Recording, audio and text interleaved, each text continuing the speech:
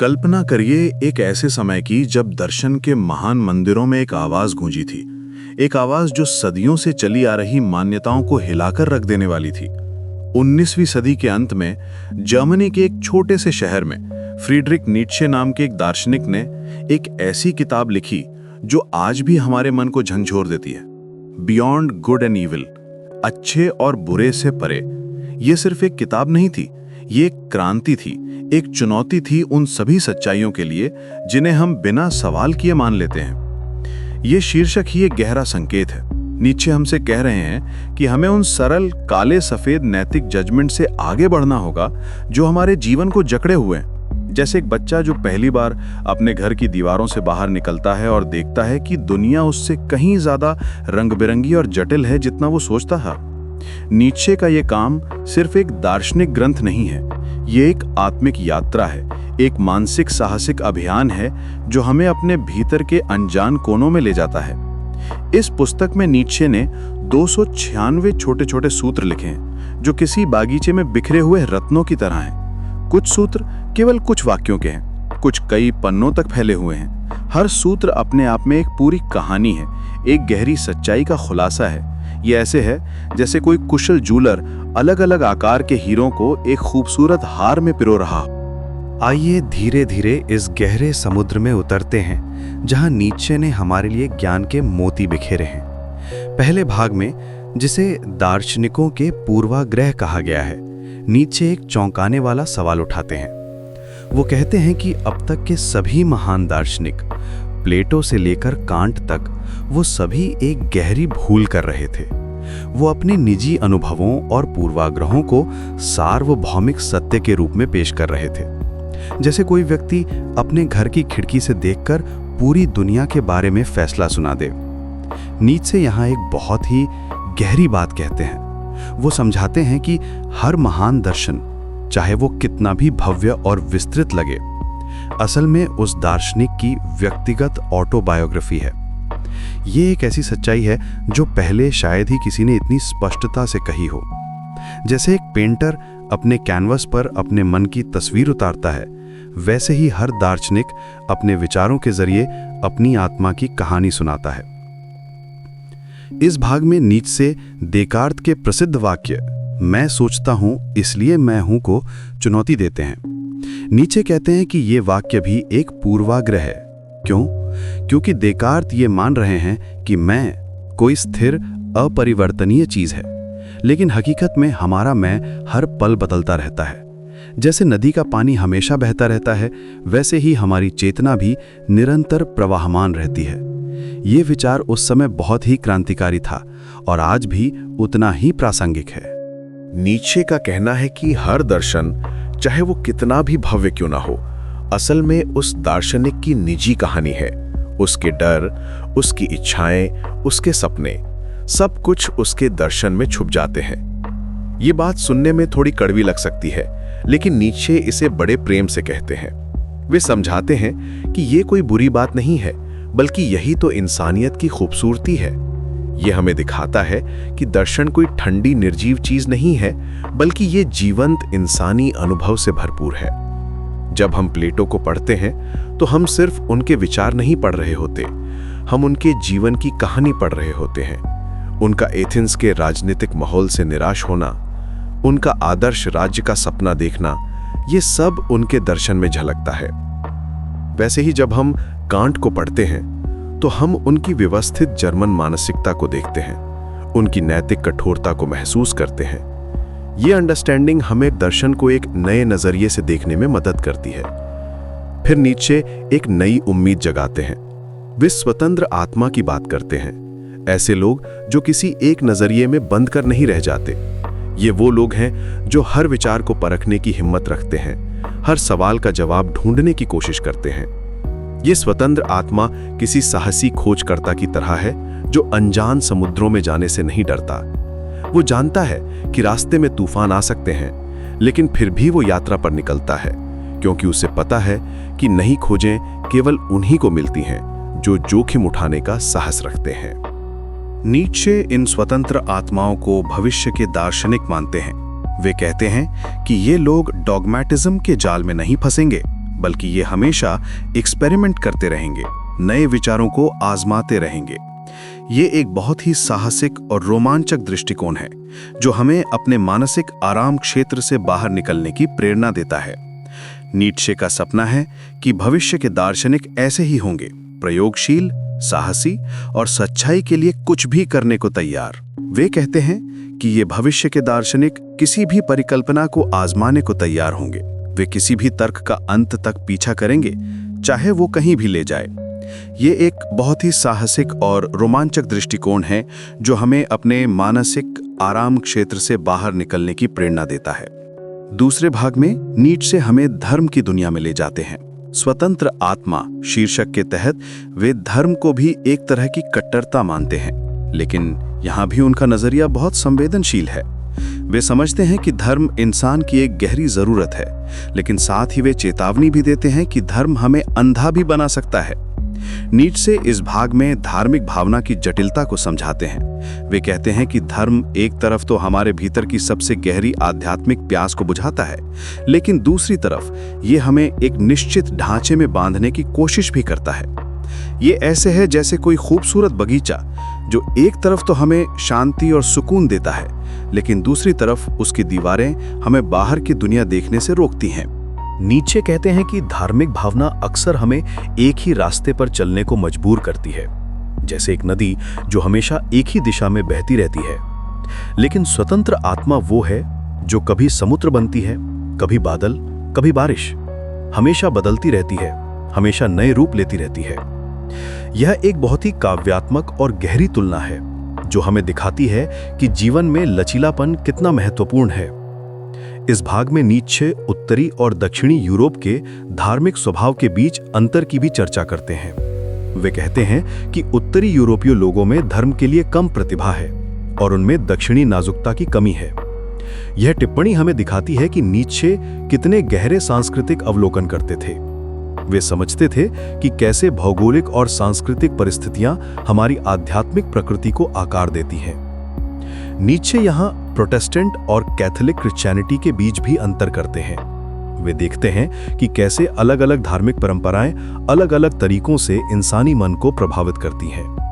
यह एक बहुत ही सूक्ष्म ऑब्जर्वेशन है जो दिखाती है कि नीत्शे केवल धर्म की आलोचना नहीं कर रहे, बल्कि उसकी कॉम्प्लेक्सिटी को समझने की कोशिश कर रहे हैं। इस भाग में नीत्शे एक बहुत ही दिलचस्प बात कहते हैं। वे कहते हैं कि सच्चा धर्म वो नहीं है जो हमें डराए या हमें किसी एक रास्ते पर चलने को मजबूर करे। सच्चा धर्म वो है जो हमारी आत्मा को मुक्त करे, हमें अपने भीतर के सत्य को खोजने में मदद करे। यह एक बहुत ही गहरी और शांतिपूर्ण सोच है जो हमें अपने भीतर झांकने का साहस देती है।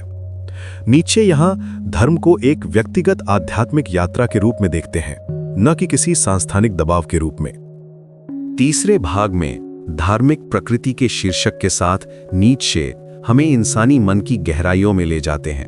यहाँ वे छोटे छोटे सूत्रों के माध्यम से हमारे अजीबोगरीब मानसिक संसार को उजागर करते हैं। ये भाग किसी जादुई बगीचे की तरह है जहाँ हर मोड़ पर कोई नई खोज मिलती है। हर सूत्र एक छोटी सी खिड़की है जो हमारे मानसिक संसार के किसी नए कोने को रोशन करती है। नीत्शे बताते हैं कि हमारा दिमाग कितना जटिल है। हम जो सोचते हैं कि हम जानते हैं, वो शायद सिर्फ हमारे अचेतन मन का खेल हो। हमारी यादें, हमारे सपने, हमारे डर, सब कुछ मिलकर हमारी सच्चाई बनाते हैं। लेकिन ये सच्चाई इतनी परतों में छुपी होती है कि हम खुद ही अपने से अनजान रह जाते हैं। ये ऐसे है जैसे हम एक बहुमंजिला घर में रहते हैं, लेकिन केवल एक मंजिल के बारे में जानते हैं। इस भाग में नीत्शे हमारे मानसिक संसार की विचित्रताओं को उजागर करते हैं। वे दिखाते हैं कि कैसे हमारे विचार अक्सर हमारे नियंत्रण में नहीं होते, कैसे हमारी भावनाएं हमारे तर्क को प्रभावित करती हैं, कैसे हमारे पूर्वाग्रह हमारी सोच को आकार देते हैं। ये सब जानना थोड़ा परेशान करने वाला हो सकता है, लेकिन नीत्शे इसे बड़े प्रेम और समझ के साथ पेश करते हैं। नीत्शे यहाँ एक फैसिनेटिंग ऑब्जर्वेशन करते हैं। वे कहते हैं कि हमारे कॉन्शियस और अनकॉन्शियस थॉट्स के बीच का रिश्ता बहुत ही रहस्यमय है। जो विचार हम सोचते हैं कि हमारे हैं, वे शायद कहीं गहरे से आ रहे होते हैं। ये ऐसे है जैसे हमारा मन एक आइसबर्ग हो जिसका सिर्फ एक छोटा हिस्सा पानी के ऊपर दिखता है, बाकी सब कुछ गहराई में छुपा होता है। इस भाग में नीत्शे एक बहुत ही सुंदर बात कहते हैं। वे कहते हैं कि ज्ञान और नैतिकता के बीच का रिश्ता बहुत ही पेचीदा है। कभी-कभी जो चीज हमें अच्छी लगती है वो हमारे लिए सच नहीं होती, और कभी-कभी सच इतना कड़वा होता है कि हम उसे स्वीकार नहीं कर पाते। ये एक ऐसी दुविधा है जिसका सामना हर इंसान को करना पड़ता है। जैसे कोई डॉक्टर जो मरीज को कड़वी दवा देता है, वो जानता है कि ये तकलीफदेह है, लेकिन ये जरूरी भी है। नीत्शे ये भी बताते हैं कि सच्ची परिपक्वता का मतलब ये नहीं है कि हम सब कुछ जान जाएं, बल्कि सच्ची परिपक्वता ये है कि हम ये स्वीकार कर लें कि हम बहुत कुछ नहीं जानते। ये एक बहुत ही विनम्र और शांतिपूर्ण दृष्टिकोण है जो हमें जीवन भर सीखते रहने की प्रेरणा देता है। ये हमें दिखाता है कि अज्ञानता को स्वीकार करना कोई कमजोरी नहीं है, बल्कि ये ज्ञान की शुरुआत है। चौथे भाग में सूत्र और अंतराल के नाम से नीत्शे हमें छोटे छोटे मोतियों की माला पहनाते हैं। यहाँ हर सूत्र एक गहरी सच्चाई को समेटे हुए हैं। यह भाग किसी कवि की डायरी की तरह है, जहाँ हर पंक्ति में जीवन का एक नया रंग छुपा है। ये भाग नीत्शे के सबसे व्यक्तिगत और अंतरंग विचारों को दर्शाता है। नीत्शे यहाँ स्मृति के बारे में बहुत गहराई से बात करते हैं। वे कहते हैं कि हमारी यादें सिर्फ अतीत की तस्वीरें नहीं हैं, बल्कि वे हमारे वर्तमान को भी आकार देती हैं। जैसे कोई पुराना गाना सुनकर हमारा मूड बदल जाता है, वैसे ही हमारी यादें हमारे फैसलों को प्रभावित करती रहती हैं। वे हमारे अंदर एक अदृश्य शक्ति की तरह काम करती हैं, हमारे व्यवहार को निर्देशित करती हैं। नीत्शे ये भी समझाते हैं कि हमारी यादें कितनी चुनिंदा होती हैं। हम वो चीजें याद रखते हैं जो हमारे लिए महत्वपूर्ण हैं, और बाकी को भूल जाते हैं। ये भूलना भी एक तरह की कला है, एक जरूरी कौशल है जो हमें आगे बढ़ने में मदद करता है। अगर हम सब कुछ याद रखते तो हम अतीत के बोझ तले दब जाते। नीत्शे इसे एक्टिव फॉरगेटिंग कहते हैं। ये एक कॉन्शियस प्रोसेस है जो हमारे मानसिक स्वास्थ्य के लिए जरूरी है। इस भाग में नीत्शे पुरुषों और महिलाओं के बीच के अंतर पर भी विस्तार से चर्चा करते हैं। हालांकि उनके कुछ विचार आज के समय में विवादास्पद लग सकते हैं, लेकिन उनका मूल संदेश ये है कि हर इंसान अपने आप में अनूठा है। हमें एक दूसरे को समझने की कोशिश करनी चाहिए, न कि अपने नजरिए को दूसरों पर थोपना चाहिए। नीत्शे यहाँ मानवीय प्रकृति की जटिलता को दर्शाते हैं और दिखाते हैं कि कैसे हर व्यक्ति अपने अनुभवों से आकार लेता है। नीत्शे ईमानदारी की क्रूरता के बारे में भी गहरी बात करते हैं। वे कहते हैं कि कभी-कभी सच कहना बहुत दुखदाई हो सकता है। जैसे कोई सर्जन जो ऑपरेशन के दौरान चीरा लगाता है, वो दर्द देता है लेकिन इलाज के लिए जरूरी है। लेकिन फिर भी अगर हम सच्चे रिश्ते चाहते हैं तो हमें इस कड़वाहट को सहने की हिम्मत करनी होगी। ये एक बहुत ही संवेदनशील और गहरी बात है जो हमें अपने रिश्तों को और भी मजबूत बनाने की प्रेरणा देती है। नीत्शे ये भी बताते हैं कि सच्ची मित्रता में एक तरह की क्रूरता होती है, वो क्रूरता जो हमें अपने दोस्त के सामने बिल्कुल सच्चा होने पर मजबूर करती है। ये आसान नहीं है, लेकिन यही वो चीज है जो सतही रिश्तों को गहरे रिश्तों में बदल देती है। ये एक पैराडॉक्स है। सच्चा प्रेम कभी-कभी क्रूअल हो सकता है, लेकिन ये क्रूएल्टी हीलिंग के लिए होती है। पांचवें भाग में नैतिकता के इतिहास की ओर शीर्षक के साथ नीत्शे हमें नैतिकता की दुनिया में एक व्यापक यात्रा पर ले जाते हैं। ये यात्रा किसी पुरातत्वविद की खोज की तरह है जो अतीत की परतों को हटाकर सच्चाई तक पहुंचने की कोशिश करता है। ये भाग नीत्शे के सबसे क्रांतिकारी विचारों को समेटे हुए है। नीत्शे का कहना है कि अब तक नैतिकता का अध्ययन करने वाले सभी लोग एक गलती कर रहे थे। वे अपनी नैतिकता को सही साबित करने की कोशिश कर रहे थे, बजाय ये समझने के कि नैतिकता बनती कैसे है। यह ऐसे है जैसे कोई व्यक्ति अपने घर की तारीफ करने में इतना व्यस्त हो जाए कि वो ये भूल जाए कि घर कैसे बनाया जाता है। नीत्शे चाहते हैं कि हम नैतिकता के आर्किटेक्ट बने, ना कि केवल उसके निवासी। नीत्शे बताते हैं कि अलग अलग समय में अलग अलग जगहों पर लोगों की नैतिकता अलग अलग रही है। जो चीज एक समय में अच्छी मानी जाती थी, वो दूसरे समय में बुरी हो सकती है। ये इसलिए है क्योंकि नैतिकता हमारे जीवन की परिस्थितियों से जुड़ी होती है। जैसे कपड़े मौसम के हिसाब से बदलते हैं, वैसे ही नैतिकता भी समय और स्थान के हिसाब से बदलती रहती है। नीचे यहाँ अपने प्रसिद्ध मास्टर और स्लेव मोरालिटी के विचार को विकसित करते हैं। वे समझाते हैं कि इतिहास में दो तरह की नैतिकता रही है। पहली है शक्तिशाली लोगों की नैतिकता, जो जीवन को सेलिब्रेट करती है, ताकत को सराहती है। दूसरी है कमजोर लोगों की नैतिकता, जो दया, विनम्रता और त्याग को महत्व देती है। ये डिस्टिंक्शन केवल एकेडमिक नहीं है। नीत्शे दिखाते हैं कि ये दो तरह की नैतिकताएं अलग अलग साइकोलॉजिकल टाइप से आती हैं। मास्टर मोरालिटी उन लोगों से आती है जो अपनी शक्ति में कॉन्फिडेंट हैं, जो जीवन की चैलेंजेस का सामना करने में सक्षम हैं। स्लेव मोरालिटी उन लोगों से आती है जो कमजोर महसूस करते हैं और अपनी कमजोरी को वर्च्यू में बदलने की कोशिश करते हैं। लेकिन नीत्शे यहाँ एक चेतावनी भी देते हैं। वे कहते हैं कि प्लेटो और ईसाई धर्म की नैतिकता ने हमारे प्राकृतिक स्वभाव को दबाने की कोशिश की है। इससे झुंड मानसिकता पैदा हुई है, जहां लोग अपनी व्यक्तिगत सोच को छोड़कर भीड़ के साथ चलने लगते हैं। ये एक बहुत ही गंभीर समस्या है जो हमारी रचनात्मकता और व्यक्तित्व को नुकसान पहुंचाती है। नीत्शे इस झुंड मानसिकता को बहुत विस्तार से समझाते हैं। वे कहते हैं कि ये मानसिकता लोगों को एक जैसा बनाने की कोशिश करती है। जैसे किसी फैक्ट्री में सभी प्रोडक्ट्स एक जैसे बनाए जाते हैं, लेकिन इंसान कोई प्रोडक्ट नहीं है। हर इंसान अपने आप में एक अनूठी कृति है जिसकी अपनी विशेषताएं हैं। ये हर्ड मेंटालिटी क्रिएटिविटी को मारती है और लोगों को मीडियोक्रिटी में धकेलती है। नीत्शे का सुझाव है कि भविष्य के दार्शनिकों को इस समस्या का समाधान ढूंढना होगा। उन्हें ऐसी नैतिकता बनानी होगी जो हमारी प्राकृतिक शक्तियों को दबाने के बजाय उन्हें सही दिशा दे।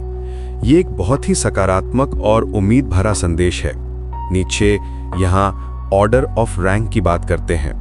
ये विचार कि सभी लोगों की आध्यात्मिक शक्ति अलग अलग होती है। नीत्शे कहते हैं कि सबसे मजबूत लोग वे हैं जो अपने साथ क्रूर हैं।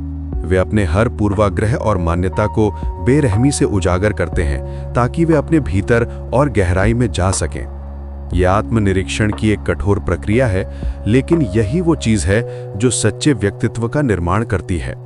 ये सेल्फ क्रुएलिटी डिस्ट्रक्टिव नहीं है, बल्कि कंस्ट्रक्टिव है। यह हमें अपनी लिमिटेशंस को पार करने में मदद करती है। इन 5 भागों में नीत्शे ने जो बीज बोए हैं, वे आज भी हमारे मन में अंकुरित हो रहे हैं। उन्होंने हमें सिखाया है कि सवाल पूछना डरने की बात नहीं है। उन्होंने हमें दिखाया है कि सच्चाई कभी-कभी बहुत जटिल होती है, लेकिन फिर भी उसे खोजने की कोशिश करना जरूरी है। नीत्शे की शिक्षा ये है कि हमें अपने मानसिक आराम क्षेत्र से बाहर निकलना होगा, नए विचारों के साथ एक्सपेरिमेंट करना होगा। नीत्शे की सबसे बड़ी देन ये है कि उन्होंने हमें अपने भीतर झांकने का साहस दिया है। वे कहते हैं कि हर इंसान में एक दार्शनिक छुपा हुआ है, बस उसे जगाने की जरूरत है। ये दार्शनिक कोई किताबी ज्ञान नहीं रखता, बल्कि जीवन के अनुभवों से सीखता है। ये वो दार्शनिक है जो रोजमर्रा की जिंदगी में छुपे हुए गहरे सवालों को देखता है। नीत्शे हमें ये भी सिखाते हैं कि हमें अपने पूर्वाग्रहों को पहचानना चाहिए। हर इंसान के पास पूर्वाग्रह होते हैं। ये कोई बुरी बात नहीं है, ये इंसानी प्रकृति का हिस्सा है। लेकिन समस्या तब होती है जब हम इन पूर्वाग्रहों को सार्वभौमिक सत्य मान लेते हैं। नीत्शे चाहते हैं कि हम अपने पूर्वाग्रहों को पहचानें, उनसे दोस्ती करें, लेकिन उनके गुलाम न बने। बियॉन्ड गुड एंड ईविल सिर्फ एक किताब नहीं है, ये एक दर्पण है जिसमें हम अपना सच्चा चेहरा देख सकते हैं। ये एक सफर है जो हमें अपने भीतर के अनजान इलाकों में ले जाता है। और सबसे महत्वपूर्ण बात यह है कि ये हमें सिखाता है कि जीवन में कोई आसान जवाब नहीं है, लेकिन सवाल पूछना ही हमारी सबसे बड़ी ताकत है। नीत्शे का ये काम हमें दिखाता है कि दर्शन कोई एब्स्ट्रैक्ट चीज नहीं है, बल्कि ये हमारे रोजमर्रा के जीवन से जुड़ा हुआ है। जब हम कोई फैसला लेते हैं, जब हम किसी रिश्ते में होते हैं, जब हम अपने सपनों के बारे में सोचते हैं, उन सभी पलों में दर्शन मौजूद होता है। नीत्शे हमें दिखाते हैं कि फिलॉसफिकल थिंकिंग कोई लग्जरी नहीं है, बल्कि ये जीवन जीने का एक जरूरी हिस्सा है। जब हम नीत्शे की इस यात्रा को पूरा करते हैं, तो हमें एहसास होता है कि वे हमसे ये नहीं कह रहे कि क्या सही है और क्या गलत, बल्कि वे हमें ये सिखा रहे हैं कि कैसे सोचना है, कैसे सवाल पूछना है और कैसे अपने जीवन को अपने हाथों में लेना है। वे हमें एक मानसिक टूल किट देते हैं जिससे हम अपने जीवन की चुनौतियों का सामना कर सकते हैं। नीत्शे का संदेश यह है कि हमें अपने जीवन के आर्टिस्ट बनना चाहिए। जैसे एक पेंटर अपने कैनवस पर रंग भरता है, वैसे ही हमें अपने जीवन पर अपने विचारों और मूल्यों के रंग भरने चाहिए। ये कोई आसान काम नहीं है, लेकिन यही वो चीज़ है जो हमारे जीवन को मीनिंगफुल बनाती है। ये क्रिएटिव प्रोसेस है जो हमें अपनी यूनिक आइडेंटिटी बनाने में मदद करती है। ये एक ऐसा संदेश है जो आज भी उतना ही प्रासंगिक है जितना 150 साल पहले था, क्योंकि इंसान का मन, उसकी इच्छाएं, उसके डर, ये सब आज भी वैसे ही हैं जैसे नीत्शे के समय में थे, और इसीलिए उनकी आवाज़ आज भी हमारे दिलों में गूंजती रहती है, हमें एक बेहतर इंसान बनने की प्रेरणा देती रहती है। नीत्शे हमें ये याद दिलाते हैं कि जीवन एक खूबसूरत रहस्य है, और इस रहस्य को सुलझाने की कोशिश में ही हमारी सच्ची खुशी छुपी हुई है। कल्पना करिए एक ऐसे समय की जब दर्शन के महान मंदिरों में एक जर्मन विचारक बैठा था, अपनी कलम से उन सभी नैतिक मान्यताओं को चुनौती दे रहा था जिन्हें हम सच मानते आए थे। उस शांत कमरे में जहां किताबों की खुशबू हवा में तैर रही थी और मोमबत्ती की धीमी रोशनी में छायाएं नाच रही थीं, फ्रेडरिक नीत्शे एक ऐसी क्रांति का बीज बो रहा था जो आने वाली सदियों तक मानवता के विचारों को हिला देगी। बियॉन्ड गुड एंड इविल केवल एक किताब नहीं है, ये एक क्रांति है, एक ऐसी क्रांति जो हमारे अंतर्मन की गहराइयों में छिपे हुए सत्य को उजागर करती है। आज हम इस महान कृति के 6 से 9 भाग की यात्रा करेंगे। ये यात्रा आसान नहीं होगी, क्योंकि ये वे अध्याय हैं जहां नीत्शे अपने सबसे तीखे और गहरे विचारों को प्रस्तुत करता है। यहाँ वो हमें दिखाता है कि कैसे आधुनिक विद्वान हमारे गुण, राष्ट्रीयता और कुलीनता के सच्चे अर्थ को समझना होगा। जैसे एक कुशल शल्य चिकित्सक अपनी तेज छुरी से बीमारी को काटकर निकालता है, वैसे ही नीत्शे अपनी बुद्धि की तलवार से हमारे समाज की बीमारियों को उजागर करता है। लेकिन ये काटना केवल नष्ट करने के लिए नहीं है, ये उसी तरह है जैसे एक माली मुरझाए पत्तों को काटता है ताकि नई कोपलें फूट सकें। 6 अध्याय में हम विद्वान नीत्शे एक चिंताजनक तस्वीर खींचता है। वह कहता है कि आधुनिक विद्वान जो अपने आप को दार्शनिक समझते हैं, वास्तव में केवल तथ्यों के संग्रह करता है। वे उस ऊंचाई पर नहीं पहुंच पाते जहां सच्चा दर्शन जन्म लेता है। ये एक गहरी समस्या है, क्योंकि विशेषज्ञता के युग में हर व्यक्ति अपने छोटे से क्षेत्र में सिमट गया है। जैसे कि माली केवल अपने बगीचे के एक कोने की देखभाल करता है और पूरे बगीचे की सुंदरता को भूल जाता है, वैसे ही आज के विद्वान अपनी छोटी सी दुनिया में खो गए हैं। वे अपने अध्ययन कक्ष की 4 दीवारों के बीच कैद हो गए हैं, जहां धूल भरी किताबें उनकी एकमात्र साथी हैं। नीत्शे इन आधुनिक विद्वानों की मानसिकता को समझाते हुए कहता है कि वे एक प्रकार की बौद्धिक कायरता से ग्रस्त हैं। उनमें वो साहस नहीं है जो महान प्रश्न पूछने के लिए चाहिए। वे सुरक्षित रास्तों पर चलना पसंद करते हैं जहां उन्हें अपनी प्रतिष्ठा खोने का डर ना हो। ये बिल्कुल वैसा है जैसे कोई तैराक केवल उथले पानी में रहकर खुद को तैराक कहे, लेकिन गहरे समुद्र में जाने से डरे। वे अपनी छोटी सी नाव में किनारे के पास ही मंडराते रहते हैं, जबकि असली खजाना गहरे पानी में छुपा हुआ है। नीत्शे बताता है कि सच्चा दार्शनिक वो है जो मूल्यों का निर्माता है, न कि केवल उनका अध्ययन करने वाला। आज के वैज्ञानिक व्यक्ति में संदेह की प्रवृत्ति है, लेकिन यह संदेह कमजोरी से आता है, शक्ति से नहीं। वे झुंड के हिस्से बन गए हैं, अकेले खड़े होने का साहस खो दिया है। ये संदेह वैसा नहीं है जो एक खोजकर्ता में होता है जब वो नई भूमि की तलाश में निकलता है, बल्कि ये उस डर से भरा संदेह है जो किसी को आगे बढ़ने से रोकता है। ये वैसा है जैसे कोई व्यक्ति अंधेरे कमरे के दरवाजे पर खड़ा हो लेकिन अंदर जाने से डरता हो कि कहीं कुछ गलत ना मिल जाए। भविष्य के दार्शनिक अलग होंगे। वे आलोचक होंगे, प्रयोगकर्ता होंगे। वे अपने समय की बुरी अंतरात्मा बनेंगे। उनमें वो साहस होगा जो आज के विद्वानों में नहीं है। महानता चुनने का साहस, अलग होने का साहस, स्वतंत्र होने का साहस। ये भविष्य के दार्शनिक वैसे होंगे जैसे एक पहाड़ की चोटी पर खड़ा व्यक्ति जो नीचे की घाटियों में रहने वाले लोगों को दूर से देखता है और उनकी समस्याओं को स्पष्टता से समझता है। वे उस ठंडी हवा में सांस लेंगे जो केवल ऊंचाई पर मिलती है और उस दृश्य का आनंद लेंगे जो केवल चोटी से दिखाई देता है। नीत्शे एक महत्वपूर्ण अंतर करता है। वो कहता है कि दार्शनिक मजदूर होते हैं जो पुराने मूल्यों के साथ काम करते हैं और सच्चे दार्शनिक वो होते हैं जो बिल्कुल नए मूल्य बनाते हैं। ये अंतर बहुत गहरा है। जैसे एक कलाकार को अपनी रचना में स्वतंत्रता और बंधन दोनों का अनुभव होता है, वैसे ही सच्चे दार्शनिक को भी। वो एक तरफ तो पूरी तरह स्वतंत्र है नए विचार बनाने में, लेकिन दूसरी तरफ वो अपनी ही रचना के नियमों से बंधा होता है। ये वैसा ही है जैसे एक संगीतकार अपनी धुन बनाते समय संगीत के नियमों से बंधा होता है, फिर भी वो कुछ बिल्कुल नया बना रहा होता है। वो अपनी उंगलियों से तारों को छूता है और हवा में ऐसी आवाजें बिखेरता है जो पहले कभी नहीं सुनी गई। 7वें अध्याय में हमारे गुण में नीत्शे स्वीकार करता है कि भविष्य के दार्शनिकों के भी अपने गुण होंगे, लेकिन ये गुण पारंपरिक नैतिकता से बिल्कुल अलग होंगे। वे खोखले गुणों को नकारेंगे, जैसे कि अपने शत्रुओं से प्रेम करना। नीत्शे कहता है कि ये प्रेम एक झूठा प्रेम है जो कमजोरी से पैदा होता है, शक्ति से नहीं। ये वैसा ही है जैसे कोई व्यक्ति अपने डर को छुपाने के लिए मुस्कुराता रहे। ये मुस्कुराहट सतह पर तो मीठी लगती है, लेकिन इसके नीचे कांपती हुई आत्मा छुपी होती है। नीत्शे कहता है कि सच्ची उच्च आध्यात्मिकता हमेशा रैंक का क्रम बनाए रखती है। ये निष्पक्षता में विश्वास नहीं करती।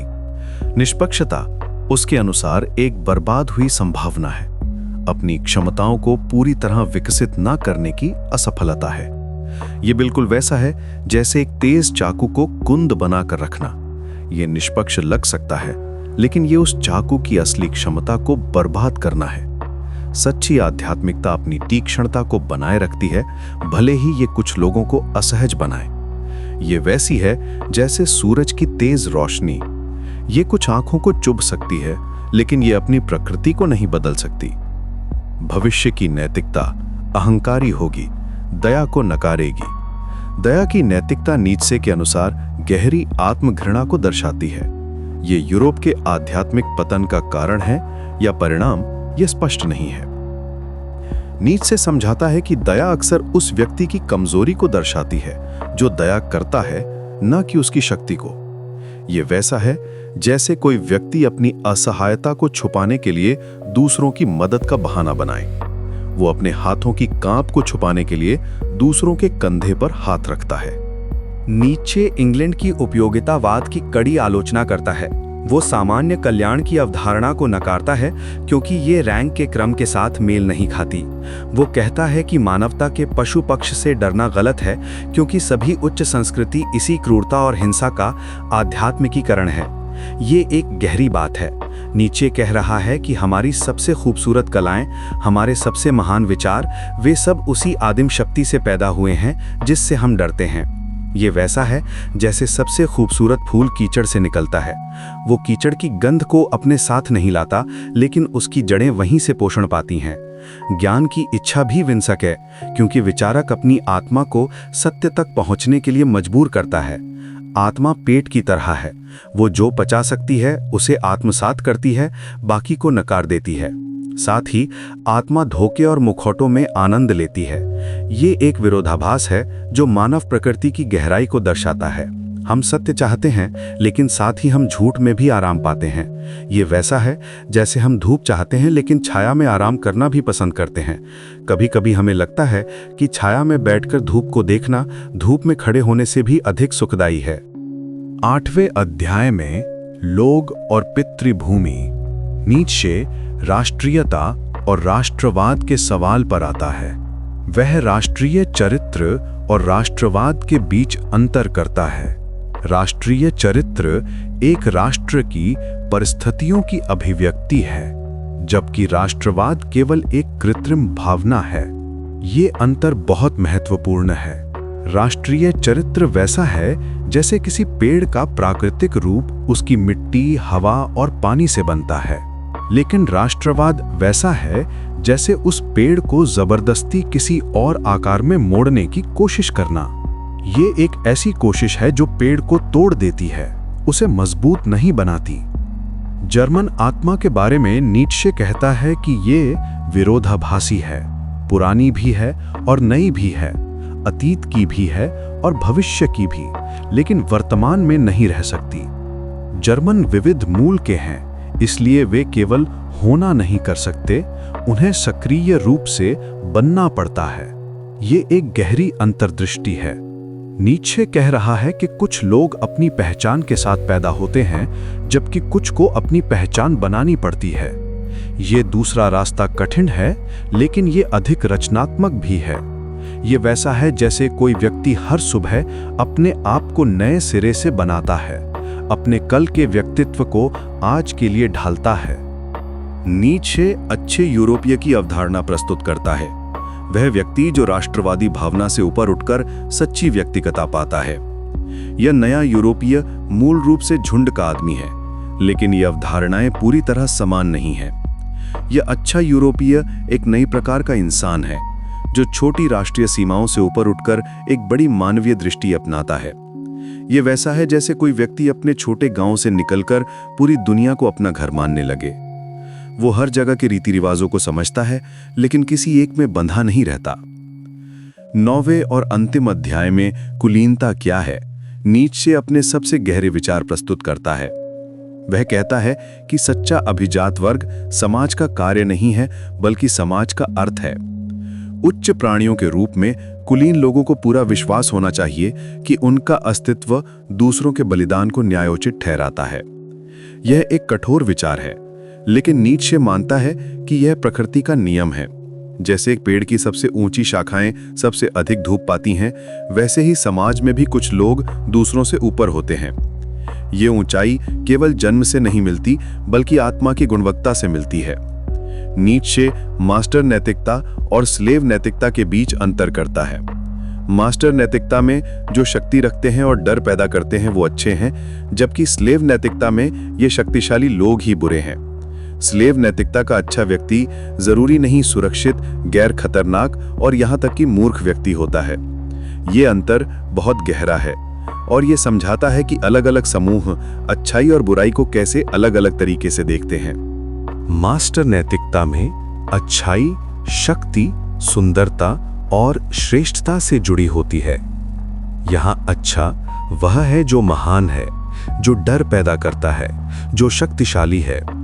बुरा वह है जो कमजोर है, तुच्छ है, डरपोक है। ये नैतिकता वैसी है जैसे एक शेर की नैतिकता। वह अपनी शक्ति में गर्व करता है और कमजोरी को तुच्छ समझता है। शेर अपनी दहाड़ में खुशी महसूस करता है, अपने पंजों की तेजी में आनंद पाता है। दूसरी तरफ स्लेव नैतिकता में अच्छाई, दया, नम्रता और सहनशीलता से जुड़ी होती है। यहाँ अच्छा वह है जो सुरक्षित है, जो दूसरों को नुकसान नहीं पहुंचाता, जो दयालु है। बुरा वह है जो शक्तिशाली है, जो डर पैदा करता है, जो खतरनाक है। ये नैतिकता वैसी है जैसे एक भेड़ की नैतिकता। वह शांति चाहती है और हिंसा से डरती है। भेड़ अपनी सफेदी में सुकून पाती है, अपनी नरमी में सुरक्षा महसूस करती है। स्वतंत्रता की इच्छा भी स्लेव नैतिकता की विशेषता है, जबकि मास्टर नैतिकता श्रद्धा और भक्ति का अभ्यास करती है। यह एक दिलचस्प विरोधाभास है। नीत्शे कह रहे हैं कि जो लोग हमेशा स्वतंत्रता की बात करते हैं वे वास्तव में कमजोर हैं। सच्चे मास्टर को स्वतंत्रता की मांग नहीं करनी पड़ती, क्योंकि वह पहले से ही स्वतंत्र है। वह दूसरों के प्रति श्रद्धा रख सकता है, क्योंकि वह अपनी शक्ति में सुरक्षित है। ये वैसा है जैसे एक राजा अपने दरबारियों का सम्मान कर सकता है, क्योंकि उसे अपनी सत्ता का डर नहीं है।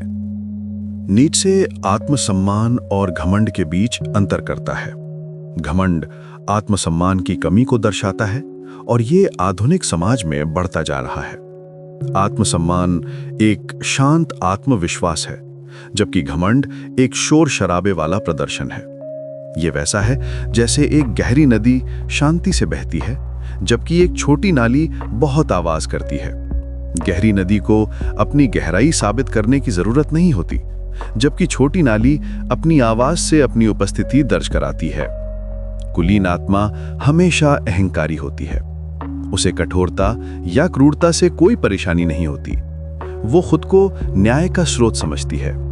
जब कुलीन आत्मा विनम्र होती है तो केवल अपने रैंक के दूसरे लोगों के साथ, जिनके साथ वो वैसा ही व्यवहार करती है जैसा वो खुद के साथ करती है। ये अहंकार बुरा नहीं है, बल्कि ये एक प्राकृतिक आत्मविश्वास है। ये वैसा है जैसे सूरज को अपनी रोशनी पर गर्व होता है।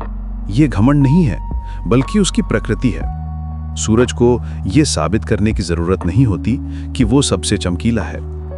नीत्शे महान लोगों के बारे में अपना सिद्धांत समझाता है। वो कहता है कि ये व्यक्ति और उनका काम हमेशा भीड़ द्वारा विकृत कर दिए जाते हैं। हमें उनके काम की प्रशंसा करनी चाहिए, लेकिन व्यक्तियों के लिए दया और तिरस्कार दोनों महसूस करना चाहिए जो मूर्तियां बना दिए जाते हैं। ये एक दुखद सच्चाई है। जब कोई व्यक्ति महान बनता है तो लोग उसे एक मूर्ति बना देते हैं और उसकी असली मानवता को भूल जाते हैं।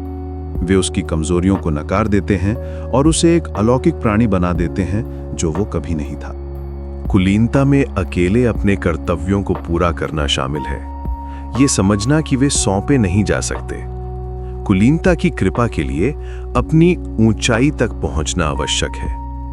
ये एक आध्यात्मिक अहंकार की ओर ले जाता है, हालांकि ये कभी-कभी प्रसन्नता या यहां तक कि मूर्खता के रूप में छुपा होता है।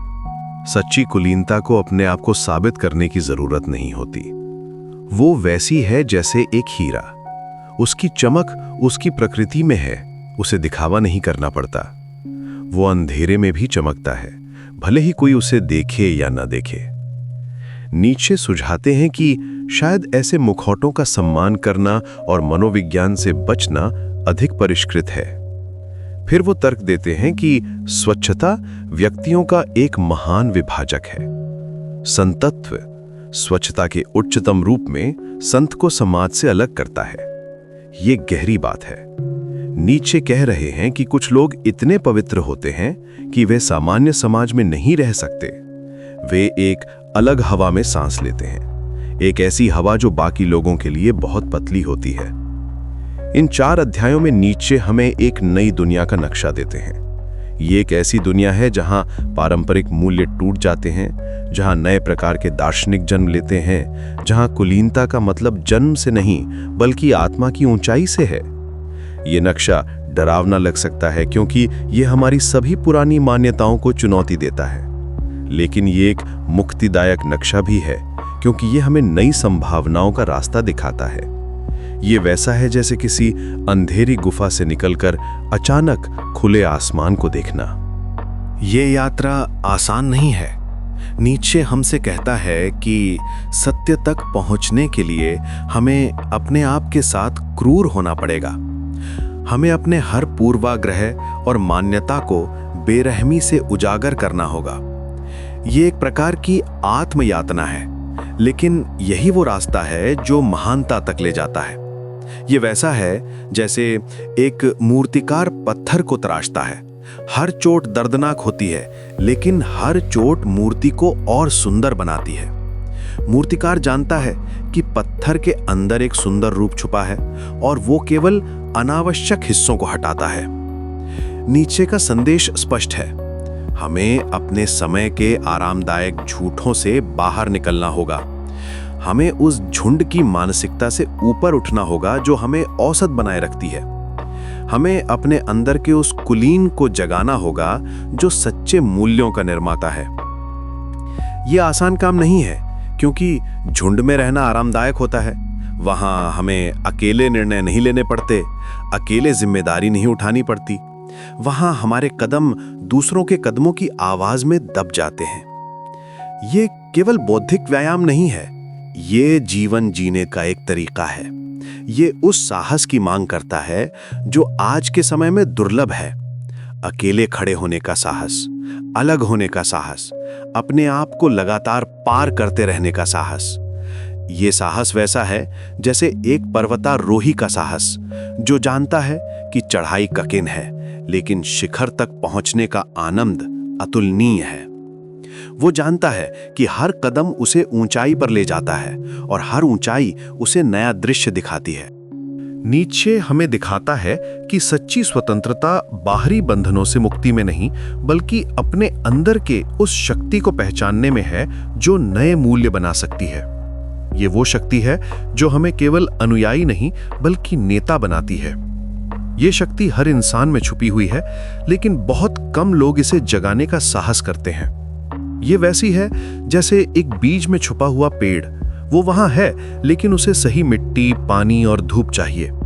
जैसे जैसे हम इस यात्रा के अंत तक पहुंचते हैं, हमें एहसास होता है कि नीत्शे का बियॉन्ड गुड एंड इविल केवल एक दार्शनिक ग्रंथ नहीं है।